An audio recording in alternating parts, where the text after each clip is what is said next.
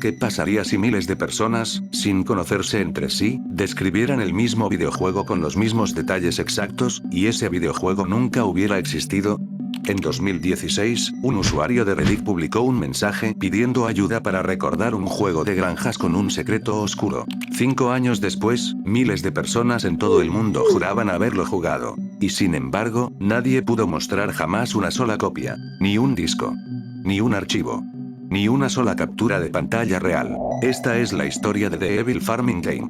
El juego que Internet buscó durante media década, antes de descubrir que la búsqueda entera había nacido de una broma de pocos segundos. Antes de contarte cómo empezó todo, vale la pena entender por qué este caso se volvió tan conocido. No hablamos de un rumor de foro que murió a los pocos días. Hablamos de una búsqueda que duró 5 años, que generó un subreddit propio, con miles de miembros, que fue cubierta por youtubers especializados en misterios de internet, algunos con cientos de miles de vistas en sus vídeos sobre el caso, y que, en su punto más alto, logró que personas de países distintos, sin ninguna relación entre ellas, aseguraran recordar el mismo videojuego, con detalles asombrosamente parecidos. ¿Cómo es posible que tantas personas coincidan en un recuerdo tan específico, si ese recuerdo nunca ocurrió?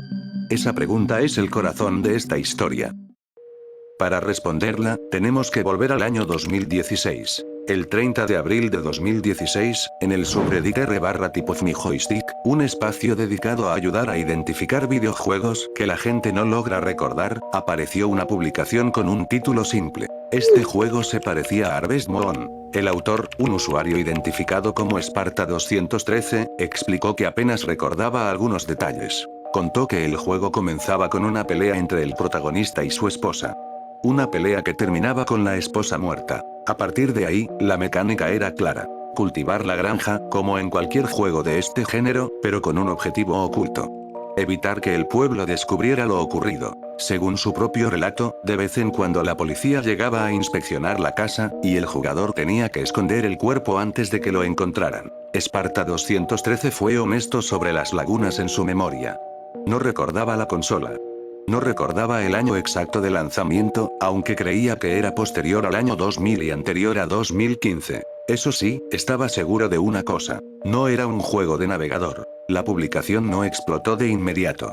Recibió algunas respuestas, sugerencias de otros títulos de terror agrícola que no coincidían con la descripción. El caso quedó abierto, sin resolver. Uno más entre los miles de publicaciones sin respuesta que existen en ese subreddit.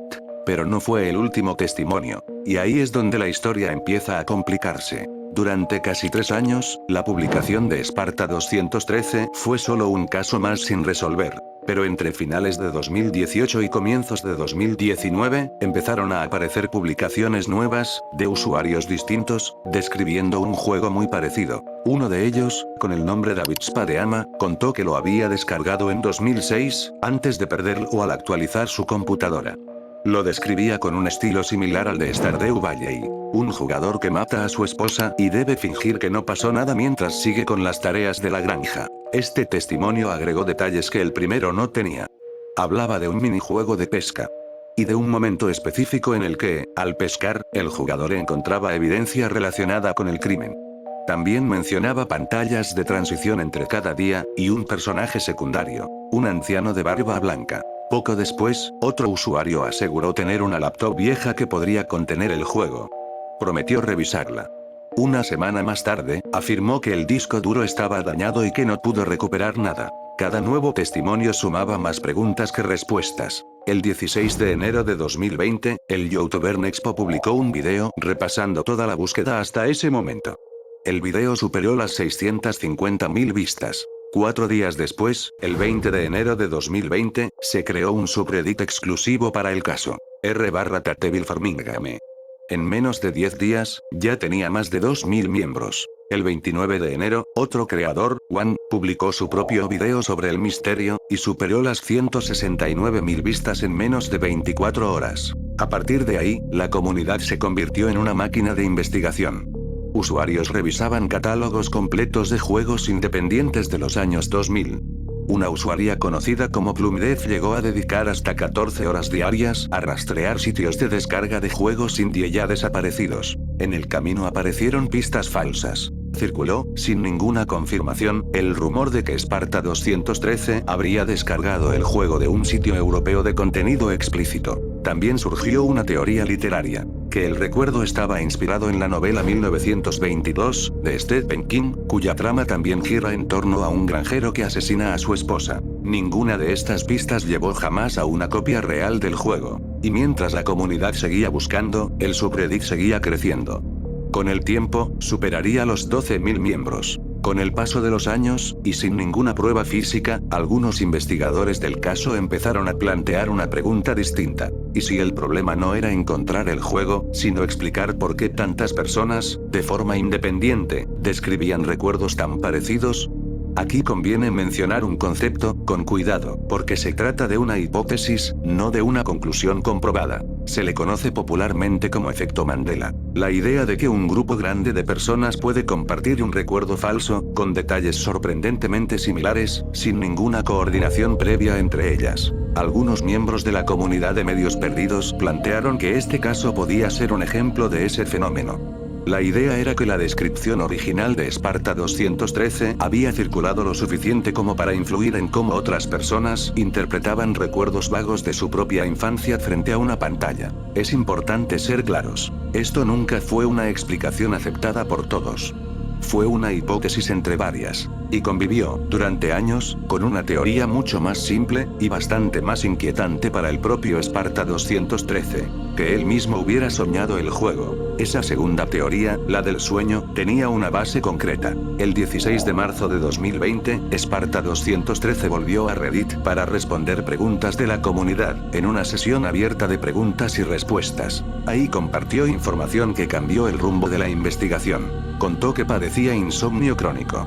Y que, en la época de su publicación original, tomaba clonazepam, un medicamento que en algunos casos puede provocar pérdida de memoria. Llegó a admitir que no recordaba haber hecho ciertas afirmaciones que la comunidad le atribuía, y que sospechaba que el medicamento estaba afectando sus recuerdos. En esa misma sesión, descartó la relación con la novela de Stephen King, y negó por completo haber descargado nada de sitios de contenido explícito. El caso pareció estancarse otra vez. Hasta que, el 12 de junio de 2021, más de 5 años después de la publicación original, un usuario del servidor de Discord dedicado al caso encontró un video. Era una animación hecha por un creador llamado Tuskol, basada en un fragmento de una transmisión en vivo de 2015, del streamer Vinesauce Joel. En ese fragmento, Joel bromeaba, en tono completamente casual, sobre una versión oscura de Harvest Moon. Decía, básicamente, que sonaba como Harvest Moon, pero con cadáveres.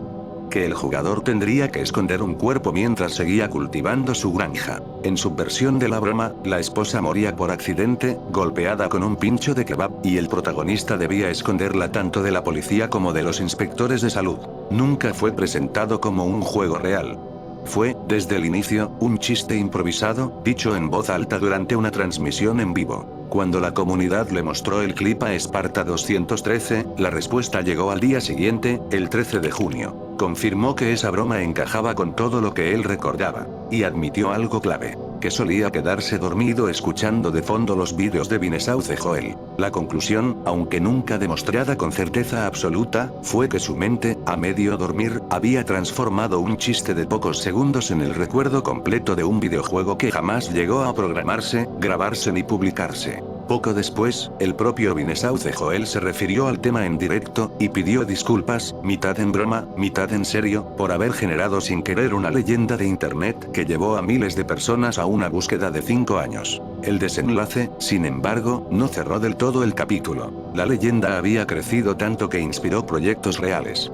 Un estudio independiente, Whistleblower Studios, anunció un juego llamado Evil Farming Game Replanter, inspirado directamente en el mito. Y años más tarde, otros equipos de desarrolladores independientes siguieron usando el concepto como base para juegos experimentales, presentados en eventos de creación rápida de videojuegos, jams universitarios incluidos. El mito, en cierto sentido, terminó creando lo que nunca existió. Al final, The Evil Farming Game nunca existió como videojuego. No hubo estudio.